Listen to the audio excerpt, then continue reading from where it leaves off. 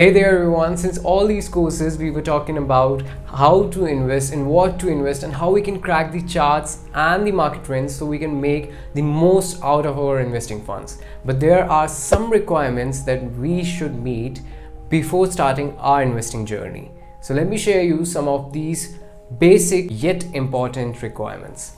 Starting with the most basic and important one.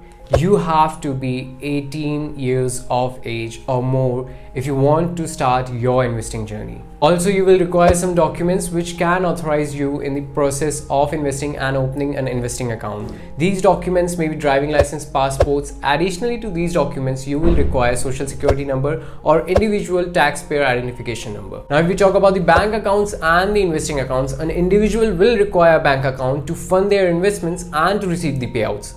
And if we go with the investment accounts, you will require to open an investment account with any brokerage firms or any financial institution which are licensed to be operating in the US or in your territory. And depending upon the brokerage firms and the type of investment that you choose, there may be some criteria to meet the minimum amount required while investing. We would suggest you to be aware about the firms and their criteria prior you open the investment accounts in them. Also, there are various kind of investment opportunities and each of them come with their own requirements and the restrictions. To know much better about these requirements and restrictions, you must contact your financial advisor in your local areas. Stay tuned to this series to know more about investing and hit that follow button to stay updated about more personal finance advices with Penny Calling Penny.